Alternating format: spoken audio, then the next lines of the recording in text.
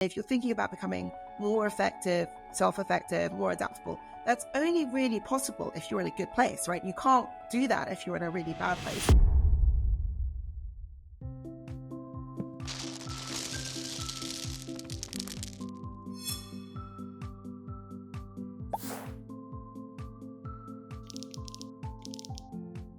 Hello, friends. Welcome to the Happiness Squad podcast, where we share practical tips to make flourishing your competitive edge and help you achieve stellar performance powered by well-being and not at its expense.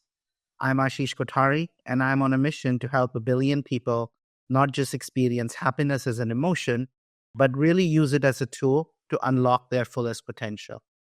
If you're interested in learning how to make happiness your competitive edge, please make sure to follow me on LinkedIn and subscribe to our newsletter at happiness.squad.com.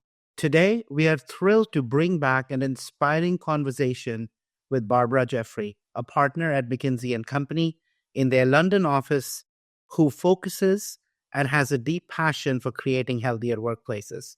Barbara is one of the leaders of the McKinsey Health Institute, where she focuses on cutting-edge research on employee health and well-being.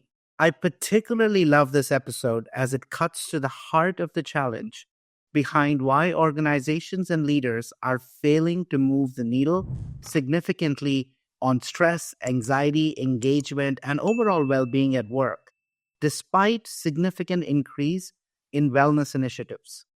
We jointly discuss the 4 dimensions of holistic health, as well as the need to take interventions at all 4 levels: individual, team, job, and organization, to address the demands and enablers that are at the heart of this crisis of well-being that we are experiencing. Stay tuned till the end when Barbara shares her daily and weekly practices for filling her own cup and taking care of her well-being. Hi, Barbara. It is so lovely to have you on our podcast, my dear friend. Ashish, I'm delighted to be here. Always lovely to talk to you. You know, for our listeners, a little backstory. Barbara and I met in the midst of one of the most contentious client studies that we could have ever had. And I think to some extent, we were almost pitted as adversaries. Not really, but 2 completely different points of view. You know, in that context, with 2 different clients, with 2 different competing perspectives on what the right answer was. And it's important to remember the word perspectives because there are no rights and wrongs definitively in life. Most of things are, in the gray zone. I just absolutely had fallen in love with Barbara in terms of how she was able to kind of truly be the peacemaker and truly be able to kind of counsel the client. And none of that would have been possible without kind of her own mastery of personal resilience in terms of how she navigates adversity, how she navigates difficult situations. And so we're going to be diving a lot into that today. But first and foremost, Barbara, I am just blown away from the time we worked together to over the last 4 years, what you have built, what you're a part of with the McKinsey Health Institute. And I love the tagline, right? Adding years to life and life to years. Who doesn't want that? Adding the years to life and life to years. So share with our listeners, we're going to get right into it, some of the amazing work that you're spearheading in this whole domain of holistic well-being. So thank you, Ashish. That's too kind. And even in adverse circumstances, I always loved working with you. So that says a lot about your personal qualities as well. But I am delighted and very privileged to be able to work as part of McKinsey Health Institute on top of my client work as well. And within MHI, we were founded, I think, with just an unbelievable mission, as you said, which is really over the next decade, how do we add 45 billion years of extra higher quality life? So as you said, it's not just adding the years to life, it's adding the life to years. And I feel incredibly privileged to be able to work on that. And specifically, a topic that's very close to my heart and that I've had the opportunity to work on is particularly around employee health and well-being. And, that's a core part of our healthy living. And it's one of our core planks of MHI. So we work traditionally in MHI across, historically underfunded and resourced areas of healthcare, everything from, brain health to healthy aging to infectious disease through to kind of sustainability and health. And I think employee health and wellbeing has such an important role in terms of helping everyone live happier, healthier lives. Yeah. No, I love that. And that's where I think, and you say MHI historically works in underfunded areas, right, on the healthcare spectrum. And I would say, yes, and hence employee health is the right place to be, because even though the funding has gone up over the last several years, I hold that 99% of it is wasted. So if you think about real funding that is actually making a positive impact in the health of employees, very little of it is. So I'm glad that you're actually shining the light on the role of organizations and on employee health, because that's where we spend most of our waking hours. Fully agree, Ashish. Could not agree more. And I agree with you. We know 9 out of 10 companies are doing something, particularly post-COVID. It really shone the spotlight on employee health and well-being. I just think they're investing in the wrong things. And that's one of the things that really underpin the research, which is actually what drives, real health outcomes and real work outcomes. And therefore, this isn't about investing more, it's about investing better. Exactly. So we'll get into a lot of it. And it is, we are in so much on the same page on this one in terms of the role of the different areas where you can invest. I mean, that's what I get excited about. As that's the reason I decided to dedicate my life. I'll be 50, by the way, in March 9th. So congratulations. And I'm speaking at this gross global happiness. I mean, a gift that universe gave me. So on my birthday, right, they're like, here you go spend time on this, go spend time on flourishing. So let's start with a definition, because most people actually don't really fully understand. They kind of think they do, but they don't. So let's define holistic health and why it is so important in the workplace. Yeah. So we had lots of debates around this, and we decided to go with the 4 dimensions of health. So physical, mental, social, and spiritual. And let me just take a moment to define each of those elements. So physical health we define as the extent to which an individual can competently perform physical tasks, without significant discomfort. So that's kind of, I think most people intuitively understand physical health. Mental health we define as an individual's cognitive, behavioral, and emotional state of well-being. Social is really about an individual's ability to build, healthy, nurturing, genuine, and supportive relationships. And spiritual health, which was the area that I can imagine, particularly as McKinsey, we debated a lot. A, is what to include, but also the definition. It isn't about religion. It's about the extent to which people integrate meaning into their lives. And I think we're seeing that much more with, people, particularly the younger generation, really wanting to connect to their purpose. Yeah, and I love that. Viktor Frankl in the 50s said, today we have more means to live and less meaning to live for. Yes. We are in an epidemic of hopelessness and meaninglessness, which the two are such killers around well-being. Fully agree. And I love his book. I'm a big fan. It's one that I return to every couple of years just to remind myself. His work is wonderful. Yeah, and so even relevant today, in our times. So think about those 4 elements, right? And if you're listening, friends, just do an assessment. Where are you in terms of social health, right? Physical health, physical comforts. This is, by the way, an area, especially as we get older, we struggle with a lot. Our bodies can put up with a lot. I myself am a living example of that. God, I think I'm blessed with this body that for 25 years, the amount of abuse I've put it through between late night drinking and not enough sleep and food. Look, and it's still somehow carrying on. And so, my commitment in my 50s to now really focus on my physical health is a big one. So you'll see a lot of that. But it's a really important one because we often neglect our physical health, right? And we often use substances to numb our emotional stress and well-being by borrowing from physical health. I love that you included, when I first looked at the research, Barbara, I was a bit curious around social health. I recognize how important social relationships and connections are to flourishing, but very rarely have I seen social health actually as a separate domain. But I loved it that you included it regardless because it's so important. Again, in our day-to-day work, we take away from relationships. We put everything into work. We take away from friends, family, forget about broader relationships, right? So I love that you include that. One note on that, actually. I mean, for me, the eye-opener was this on social health. We know that loneliness and social isolation actually is a killer. Yep. Right? I didn't realize this until I started doing this work, but loneliness and social isolation is as damaging to an individual's health as smoking 15 cigarettes a day. I mean, that blew Wow. my mind. Yep. That really blew my mind.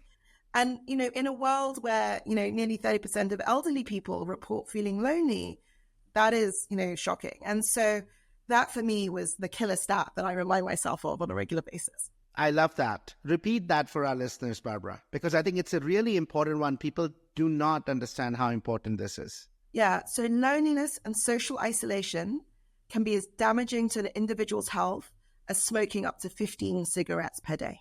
Yeah. Think about that, friends. And so why it's so important to invest in this domain, right? So I get it from an individual. Talk a little bit, Barbara, about why is this so important in the workplace? Why are these 4 elements so important in the workplace? Yeah, so as we thought about employee health and well-being, it is about holistic health, because when we look at the underlying drivers behind those things, many of those things feed into each other. So, there's a lot of studies that show actually if you're moving and having physical health, that actually improves your mental health. Social health also improves your mental health. Being in good mental health improves your ability to connect socially. Having some sense of meaning and purpose at work helps drive productivity, also helps with your mental health. So these are all interconnected. And so we saw a real opportunity and need to think about addressing holistic health. We did a deep dive initially on mental health coming out of the pandemic, because that was the kind of, crisis and that we saw, and there was a lot of attention on that. But doing that work, we realized that actually many organizations wanted to have the broader conversation on supporting employees across holistic health, precisely because so much of this is hard to disaggregate. Yeah, and you can't really, we've known this for years, right? And you and I were part of that work that we were leading. Mental health can't be disassociated from physical health. Mind, body are fundamentally connected, and so I'm glad that I think that evolved into this holistic well-being conversations now. So talk a little bit about, there is such amazing research. We'll dig into a couple of elements of it, including the important role that organizations play rather than individuals, things that individuals can do into this. How are you seeing, you've been all over, right? You've had so many conversations with clients on this. Are you seeing clients move from knowledge to actual practice? And if you can share a couple of examples of those, that would be amazing.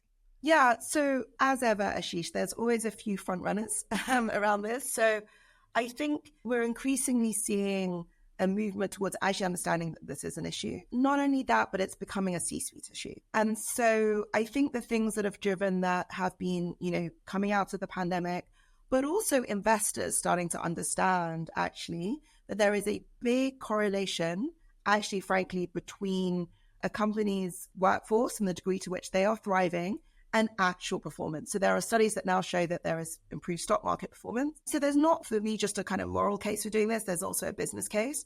And actually hot off the press, Ashish, so we haven't published this yet. We've got a paper coming out very soon. But we've also sized the business case for this globally. And we think if you get this right, it's worth between a 4 to 12% uplift on GDP, which is huge. Massive.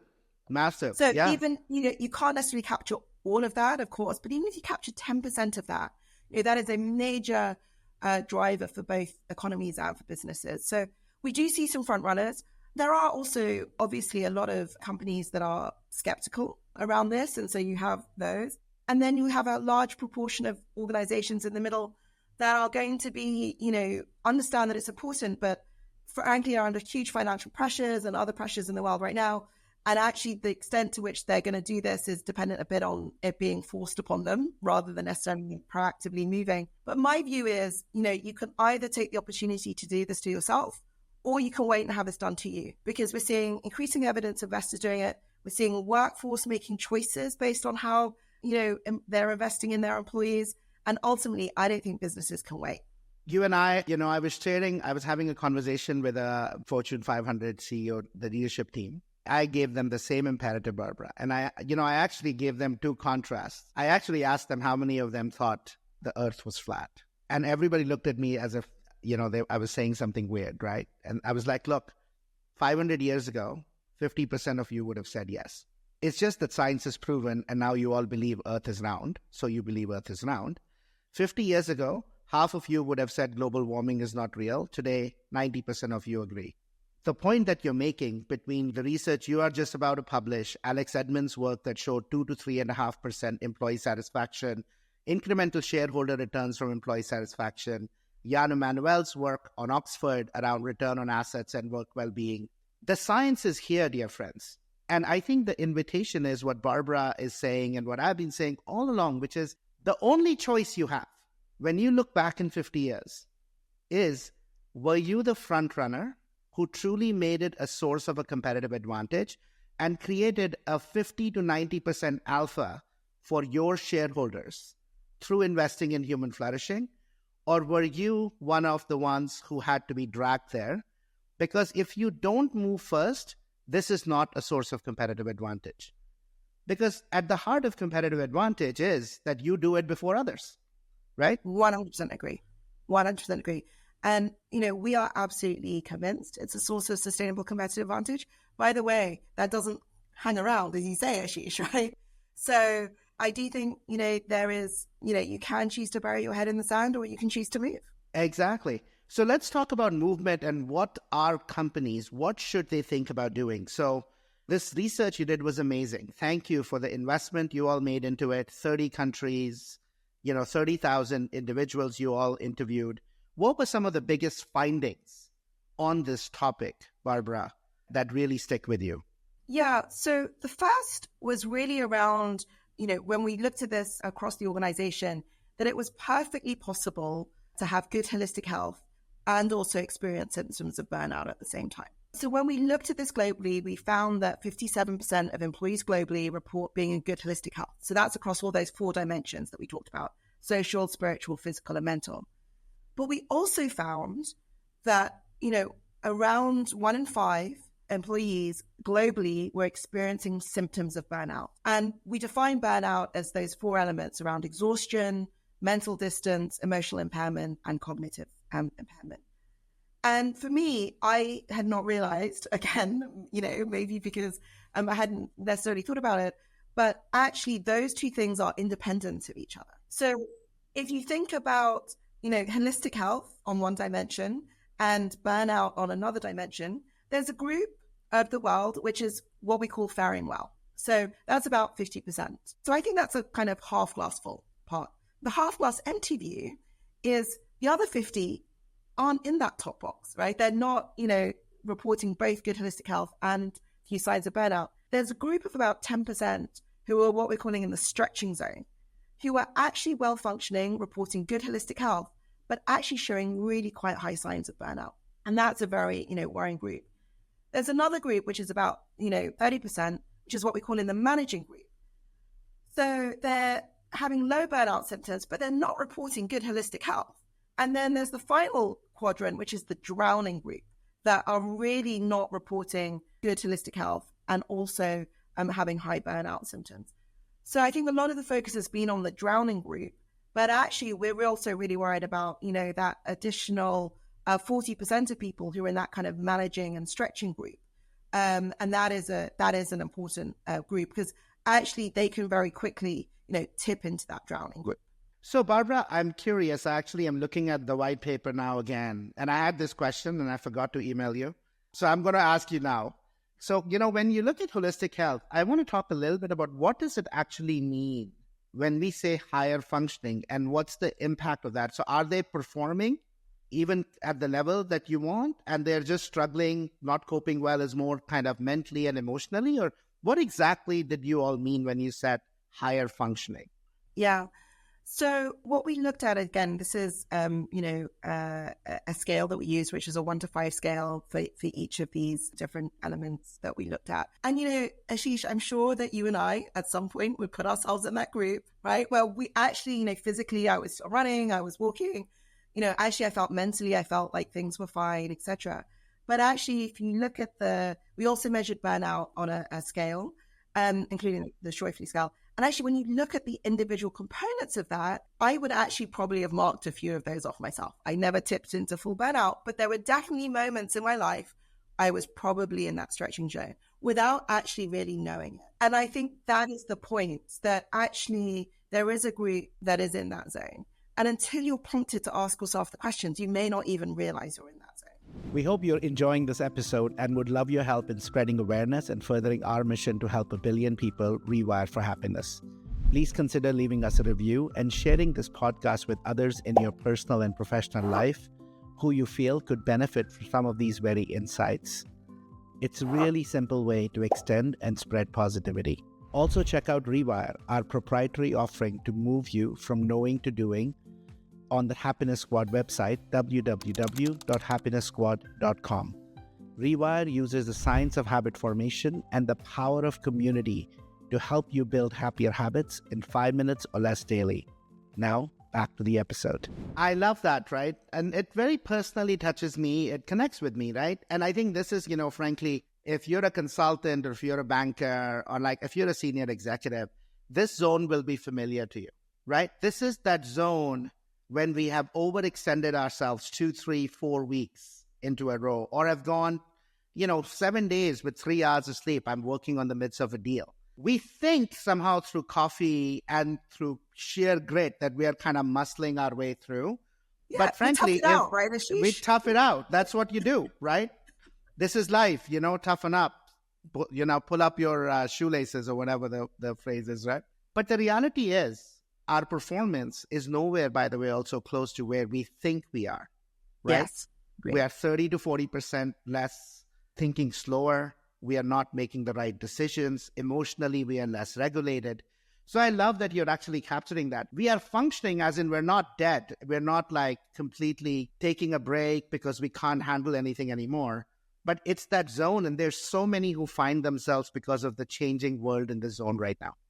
Yeah. And Ashish, interestingly, we didn't actually, this is self-reported, right? So I think the important point that you're making is your perception of your own performance and how you're actually functioning.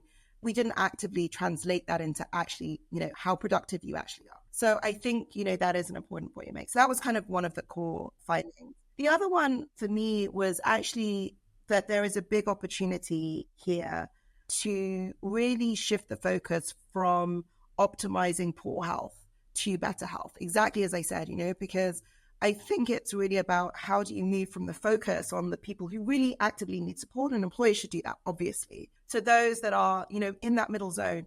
Also because frankly, if you think about life, you work across the spectrum, and at some points and then the other big piece, and this was again a big insight. Barbara, can you pause for a minute before you go there? I think this is a really important one because of all the conversations I've had in the year and a half.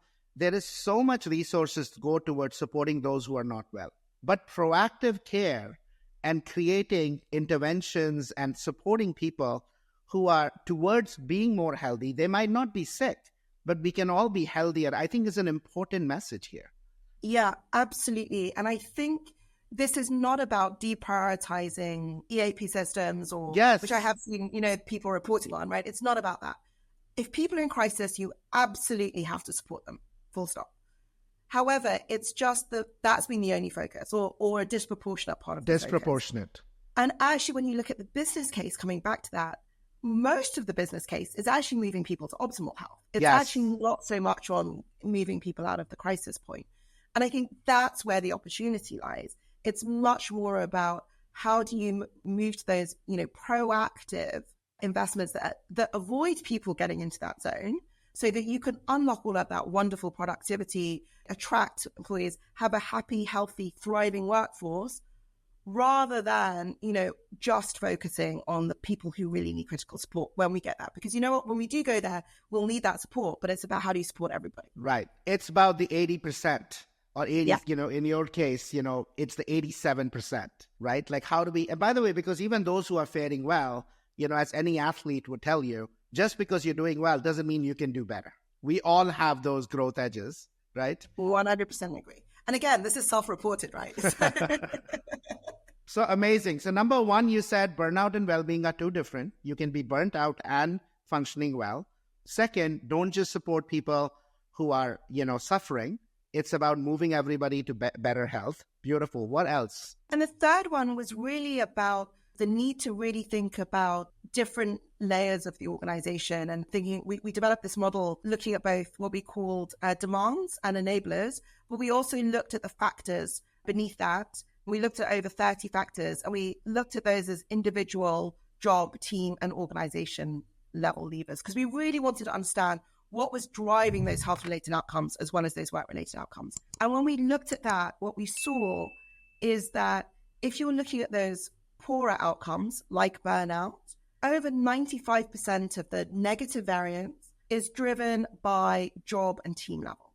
When you look at holistic health and the impact on holistic health, that picture totally changes. Their individual, job, team, and organizational factors become much more important. So what you see is that holistic health is driven by the enablers, while the burnout symptoms are driven much more by demands at the team and job level. And this is really important, Ashish, because if we go back to the conversation we were having about investments, most employers have really focused on the individual, and they focused on the reactive.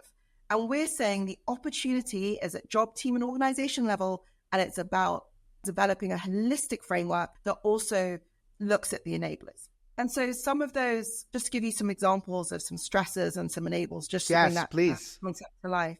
When we look at the stressors, it's things like workload, work pressure, toxic workplace behavior, interpersonal conflict.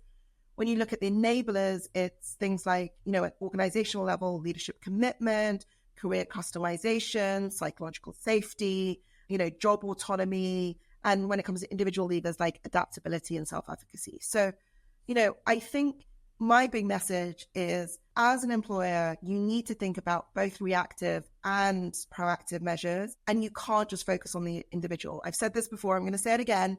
You can't yoga your way out of this. This is really about building a comprehensive portfolio of interventions in order to drive holistic health. Yeah, absolutely. And this is the part of the research, friends. If you haven't had a chance to see it, we'll put a link in our show notes to this article. I really, really urge you to think about this and go into it, because this is at the heart of the work we're doing in Happiness Squad. This is at the heart, of what we need to do. Individual interventions, more headspace, more calm, more things that we give to individuals is not going to cut it, right? As Barbara said, even if you look at health, only 27% is individual. A lot of it, in terms of the enablers, are around things that as organizational leaders, you integrate into the job, team, and organization. And on burnout, it's almost 97% of those, what, Barbara and team are calling demands, right? Like this notion of, I feel under pressure to get work done, I don't have enough time, things of those nature. The role isn't clear. So really, really highlighted. And by the way, this also will highlight for you why it is so important that these are not training HR initiatives, because guess who's creating the environment day to day? It's the business leaders and the teams. It's not HR.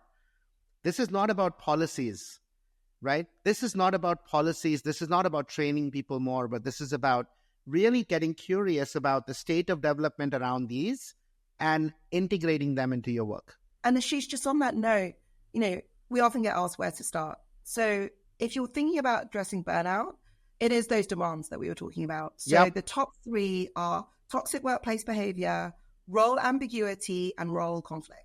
And actually, when we looked at all of the different drivers, interestingly, work pressure came up higher than workload. So I think, that's a great place to start. If you're thinking about moving people to more holistic health, then those individual drivers and those other drivers become, much more important. It is a more comprehensive basket. So when we look at the top enablers that enable kind of really good holistic health, all those 4 dimensions that we were talking about, it's about self-efficacy, it's about adaptability, which I know you're big on as well, Ashish. It's about belonging, meaningful work, and psychological safety. So it's all of those things, really help move people to much more optimal health. But interestingly for me, if you're thinking about becoming more effective, self-effective, more adaptable, that's only really possible if you're in a good place, right? You can't do that if you're in a really bad place. And that's why, if we think about how much individual drivers contribute to burnout, that's only 3% of the variance that explains, because you can't affect it yourself if you're there. You cannot. You looked at 30 countries, Barbara, and I really, one of the countries, and I actually extended my stay over the holidays in India this time, was India, right? A real outlier. So 60, almost 59%, right? The number was so high around burnout symptoms versus kind of the global average, as well as all of the other countries. I think there were 3 countries above 30. I'm just looking at the data. And then there was India at 59% or something. I'm sure you had tons of debates and discussions around this. What do you think is causing such a big spike in India? That is a big question, Ashish. And actually, one of the things that we are doing is, a little bit of country deep dives to kind of understand that. And look, our model probably explains about 50% of the variance. So we can talk about, the things that employers are doing. However, there's also a bunch of other things that frankly aren't in our model, including, cultural factors and other things. So, I'm going to hedge a little bit. We are actually still doing the more detailed work country by country. We're also doing the more detailed work industry by industry, actually to really understand the different patterns behind that. So rather than try and speculate, I'm going to ask you to watch this space, if that's okay, Ashish. I will. And I think as input, in dialogue. So I talked with about 10, CEOs or CXOs in India. Yeah. This in January around this topic. And I'll tell you the response. The first one was like, literally, it was funny, 8 out of 10. This was the same response. First response, really? Really?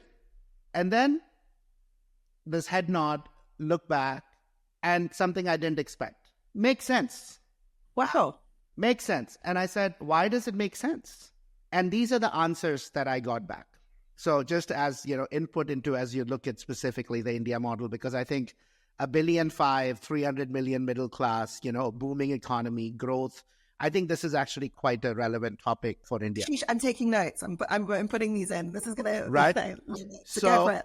So number one, I think there is just a lot of day-to-day friction, right? Long commutes, 2 hours in the morning, 2 hours in the back. There's a lot of people who are asking people to come back to the office, right? So I think there is just an overall friction in life that results in, you might have been kind of in that, what you called, Barbara, if you were in the stretching zone, the life frictions are going to pull you into the burnout because that's just an additional load you didn't think about. So I think that's number one. I think the second is, I think there is a disproportionate, there's a point of punching out. There are many people who are in stretching, punch out to say, okay, I can't take this anymore. When you're in a country with 1.5 billion people, 300 million middle class, more graduates and PhDs without jobs, the punch out happens a lot later and probably not till you are burnt out or close enough to it because there are 10 others to take your job. Yeah. Right?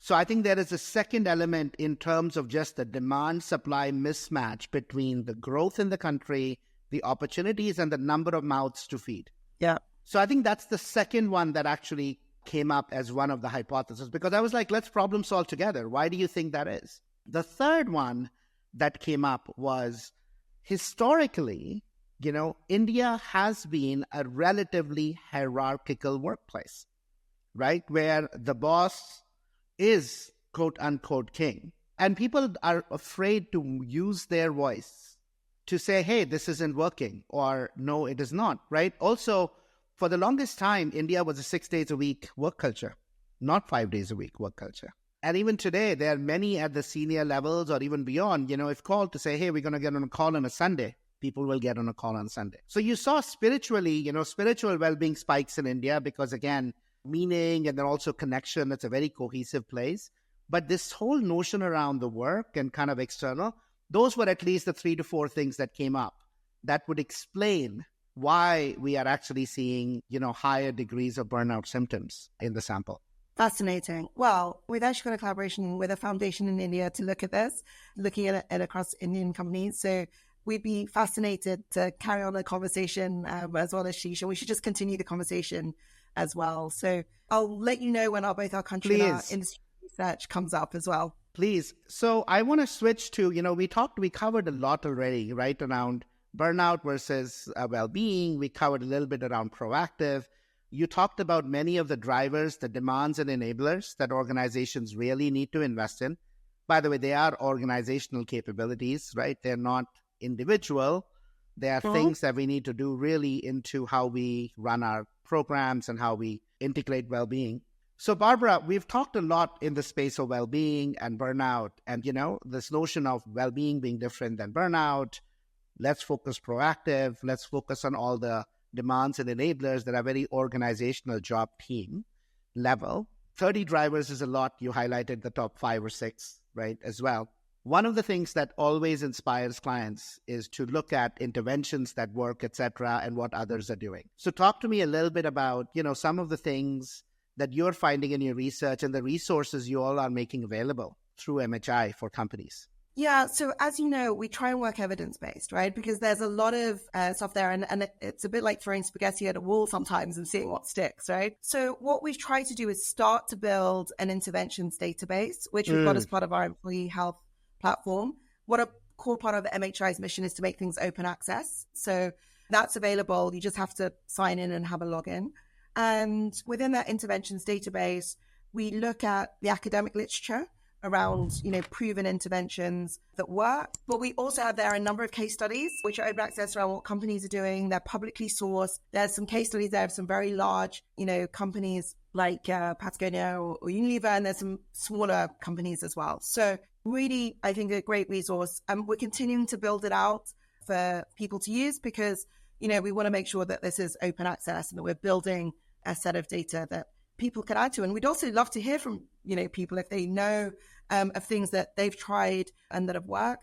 And, we've got everything from the burden of evidence from a full scale, randomized clinical control trial, randomized clinical control trial, right the way through to kind of just more, simple case studies. So it's work in progress and we're building it, but we're excited about starting to build the evidence around what works. Friends, I have dug into this and it is super generous, right, for McKinsey, the level of investment that's gone into it, MHI, Barbara's work. We had a chance to connect together about 6 months ago. I contributed our elements of what we were doing. Really, it's open access. So any providers, any solution providers, there's so many who are deeply caring about this, and any companies and any company leaders who are doing well-being work. Please look at that website. Please look at that database. You'll find lots into it, and please contribute freely because this is a huge issue right now for every organization, for almost every country. You'll see it. And only if we contribute collectively behind this effort to enrich it through practice and lived experiences, things that are working versus not, will we make a difference here, right? So I'll put the link in, but please look into that and leverage it for yourself and contribute back. Thank you, Ashish. That's very generous of you. Yeah. So I want to end, Barbara, with many people think around well-being and, you're a partner at McKinsey, you're a mom, you serve clients, you're also involved with MHI. There's a lot of additional pro bono work I know that you do as well. So I would love for you to share with our listeners, what might be 3 or 4 kind of non-negotiables or ways in which you make sure that you are continuously filling your cup. You are implementing some of the practices that you're researching that are allowing you to be able to do what you're doing, because for me, you're operating at such a high level and the amount of work and amount of impact you're having is something that, is super admirable. Thank you, Ashish. I sometimes feel a little bit like a doctor in the sense that I'm very good at telling others what to do and then being less consistent about doing it myself. I'm very, very happy to share. I think it's about making sure that you do things across all 4 dimensions, right? So I think there's a couple of things that is important. I think everyone has their own practices. The one for me is just about consistency, right? So I'm a strong believer in doing something is better than nothing. Just do it, then just do it again. And some things that really help me. And I think so. One is consistency. The second is what I call doubling up. So being able to hit all of the dimensions simultaneously. So let me give you a simple example. I love to walk, I love to run because movement's really important for me. And so, yes, when I'm in the office, I can go for a run and, on the treadmill and it hits my physical part. Even better, I enjoy it much more if I can walk or run by the river in nature because I happen to live close by to a river. That's doubling up. Last weekend, I could even triple up. So I went for a walk. I went with my friend. She brought her dog. We took the kids. And then you've got the social interaction as well. So you've got the spiritual connection to nature. You've got, the physical exercise. You've got the social connection. My mental health, I came back buzzing after that. So I think just, simple things around consistency. Doesn't have to be big, just small. And the more that you can double, triple, or quadruple up, the better, because, we've all got busy lives, and that makes a huge difference. The other thing that I do is just very, very simple practices. I know we've talked about this as well, but the one thing that makes such a huge difference to my mental health is the gratitude one as well. I just do a very simple exercise where I think about what are the 3 good things that have happened to me today that I'm really grateful for. And I also acknowledge, one bad thing, because that's also important. Most importantly, I try and do that with my kids as well. So we talk about that at dinner if I'm home for dinner, or at breakfast the next morning if I'm not. And it also builds that as a lifelong practice for them. So I think, that's just something that we do as a family as well. And it really gets us to kind of connect. And we love to eat together as well, because that for me, again, is a huge part of the spiritual and social part for me as well. Amazing, amazing practices. Barbara, thank you for making the time to come and have this conversation on the Happiness Squad podcast. So grateful for you, for our friendship, and for all the amazing work you're doing, my dear friend. Ashish, it's been an absolute delight. Thank you so much for having me. And I can't think of a more important way to spend my time. Take care. Thank you. Bye-bye. That wraps up another episode of the Happiness Squad podcast. We hope you found the insights actionable to enhance your journey towards happiness and fill your life with more joy, health, love, and meaning. Please consider leaving us a review and share the podcast with anyone in your professional or personal life who you feel will benefit from some of these very insights. It's a really simple way to extend support and spread positivity. Take care, and remember, happiness is a choice that's available to you moment to moment in the here and now. Take care, and see you next week.